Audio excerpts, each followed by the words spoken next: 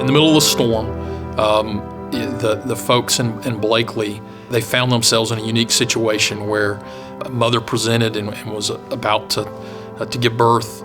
They had a 27-week mom that was threatening to deliver, and that's in a hospital that doesn't have a nursery, much less a NICU. Basically said she had walked over a mile from her house in labor, and then from there, the police brought her to the emergency room in the patrol car because of all the debris and trees. All the ground systems were inactive.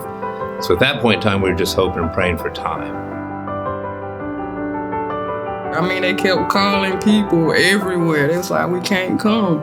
I noticed and I just started crying. It's like, it's gonna be okay and all that. During the night, we'd lost power.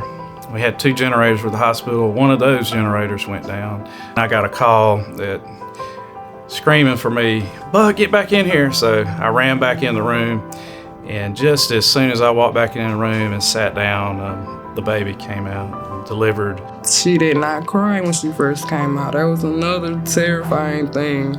And I looked over there, she was moving and kicking, so I started feeling good. It was right at 14 inches, 1.9 pounds, very tiny. We had to resort to looking for air transport, so we actually called CHOA, Wolfson Children's Hospital, and UAB, and those air transport systems were grounded. So we had to make a decision to send our team.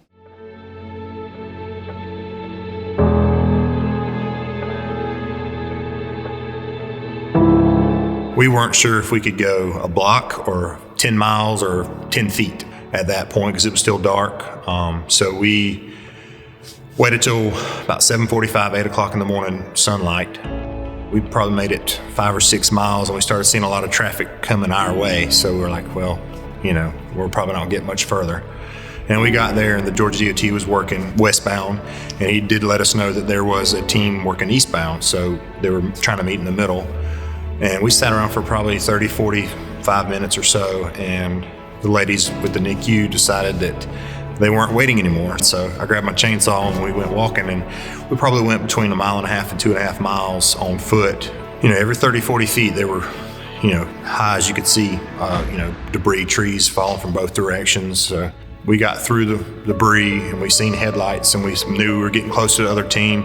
And I was just like, hey, we have a 27-week-old baby we need to get to.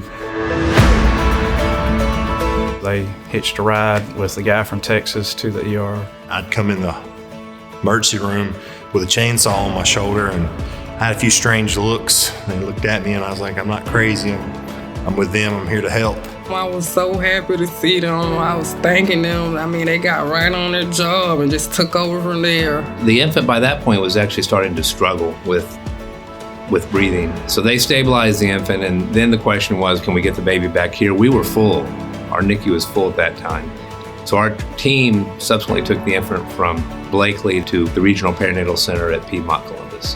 When I seen that baby, and it was that long, I mean, seriously, it was the little bittiest thing I've ever seen.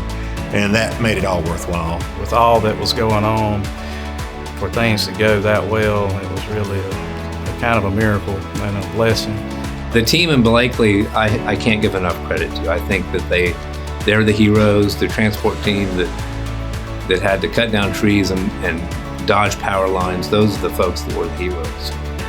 Yeah, it's just a cool story. And again, it goes back to how 3 different organizations that are not connected, where they're not all part of the Phoebe system, but they were all connected at a higher level of taking care of the region and taking care of the community.